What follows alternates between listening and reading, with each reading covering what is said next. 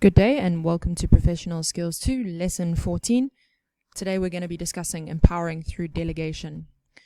It's really important to note that delegation isn't just a case of passing off work that you don't want to do. Rather, it's what managers do in order to be able to perform their functions optimally. The topics that we're going to cover in this class are a definition of delegation, delegation versus abdication, why delegate, determinants of delegation, and the skills needed in order to delegate effectively. Please do the self-assessment exercise on page 175 of your textbook. Once you're done with that, what are your feelings about the delegation of work at college during group assignments? Do you do this effectively? Does it work? Or does one person end up doing all of the work? And how do you hope this will change in the workplace? So please comment on Call Campus with your answer, and let's see what we come up with. So the skill concepts here surround how much work a single person can do on their own. Managers are responsible for getting a large amount of work done, and how they do this is through other people, through delegating to other people, as they can't do everything themselves. A good manager will empower their subordinates to accomplish their own goals as well as the company goals by delegating both the authority and the responsibility to complete tasks. And empowerment, what this means is increasing your employees' involvement in their work by giving them greater amounts of control over the decisions that they make. And by expanding their responsibility for the outcome of their work. So in other words, if you delegate a task to someone else and they do well in that task, they need to get the thanks for that task, not you as a manager for delegating it. So please download these slides and then go to the post and watch the video at the following URL over here. So what is delegation? It is assigning the authority and responsibility for work to others. It helps subordinates to make decisions for themselves, and it's different from participation, which is a sharing of authority. Delegation is a four-step process. It isn't always, but it often is. First of all, the allocation of duties. Explain to the subordinate what they're expected to do. Next is the delegation of authority. Empower your subordinate to act on your behalf or for you. The assignment of responsibility, which gives them ownership of the task. And finally, the creation of accountability, the measurement of their success or lack of success. How is this different from abdication? What abdication is if you give a subordinate a task to do and then leave them all on their own without any help. Often, once you have delegated, people still need a little bit of help and assistance in doing tasks, and as a manager, that's your responsibility to give them that help and experience. This is often what inexperienced managers do. They might give you a task and then tell you to figure it out, or I've given this to you so I don't have to deal with it. This is what is called abdication, and it's not delegation. So as a manager, make sure that you're always helpful and that you're always present. The correction of mistakes is often part of delegation. So what this means is that if you complete a task and give it to your manager will go through, or a good manager will go through those tasks and make sure that any mistakes are corrected. And if you have made mistakes, they'll come back to you so that you can learn from those mistakes, and also so that your expectations are clarified for the next time around. So the importance of delegation is that it frees up a manager's time. They've got a lot on their plate, and they need to attend to the most important tasks. So delegation can improve decision-making processes, which person is right for which task, and so forth. Delegation helps develop a subordinate because it can stimulate their job performance, and it can help them grow and learn to do tasks that they didn't know how to do before. It also enhances subordinate commitment because people are more likely to follow a change that they've had a hand in implementing. So if you've got a change on board, it helps to get your subordinates involved so that they can have a part to play in the decision-making process and be more likely to be behind the changes that are made. And it also improves manager-subordinate relations as it shows that a manager has trust in the subordinate to give them this kind of task. Determinants of delegation are what we're going to discuss next. Delegation is a really difficult task for a couple of reasons. But first of all, because it entails giving up control. So as soon as you delegate a task to somebody else, you're trusting that they are going to do that task effectively, even if it is just a little bit differently from how you would have done it.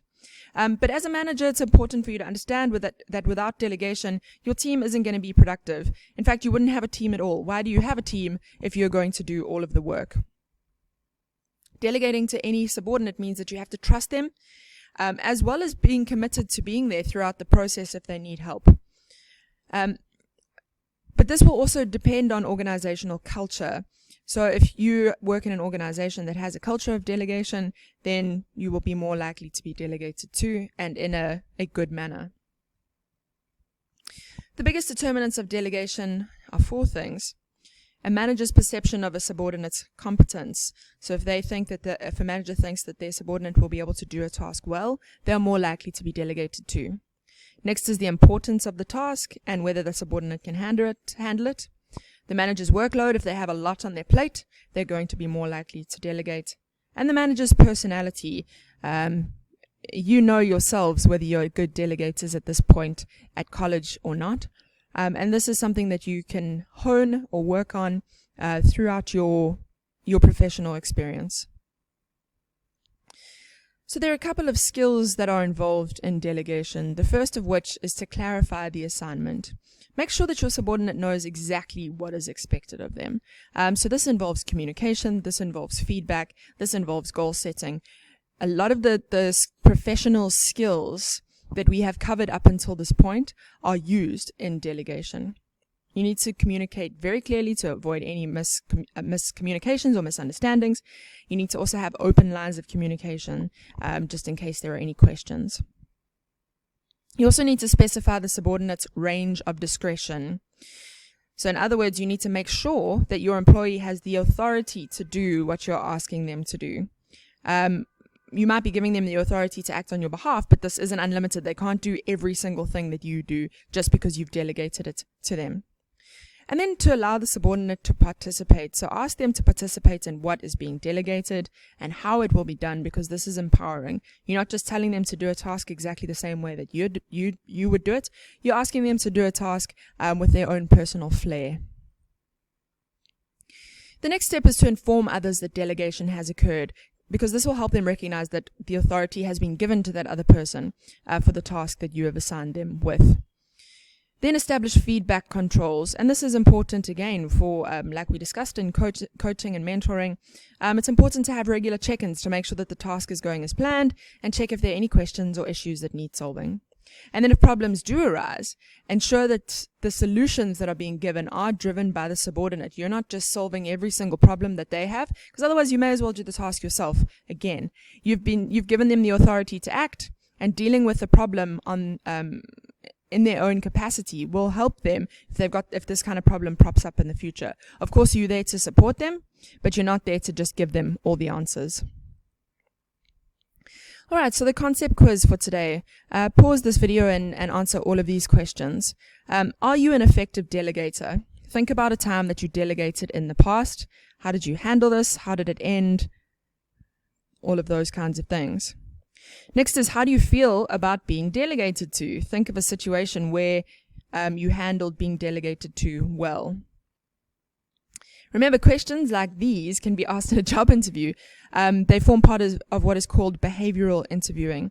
So it's useful to think about how you might answer these kinds of questions. So here's the behavioral checklist for being an effective delegator. They clarify the assignment. They explain the benefits of doing the job. They specify a range of discretion. They allow participation. They inform others that delegation has occurred. And they establish feedback controls. They also ask questions to test for understanding and insist on recommendations if problems occur. Think about how many other chapters of the professional skills text have been covered throughout delegation, and how many of these chapters actually interact with each other. You have to be a good communicator to be good at giving effective feedback, and all of that comes into being an effective delegator too. So none of these topics are all by themselves. None of them are an island. They all interact with each other. And somebody who has all of these professional skills makes a good professional, effective person, effective leader, effective team player. And these are important things to think about as you go through professional skills.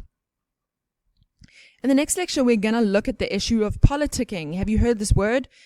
Can you think of what word it sounds like and what it might mean? In your textbook, politicking relates to who gets what, when, and how. It's also the actions that you can take to influence or try to influence the distribution of advantages and advantages within your organization. So please, before your next lecture, think about how you make use of or don't make use of politicking in your life, whether it's at college, in your family, in your friendship group. And then ask yourself if politicking is ethical or unethical, and why. Thanks for coming to class today, everyone. I hope to see you all next week. Have a great day. Bye.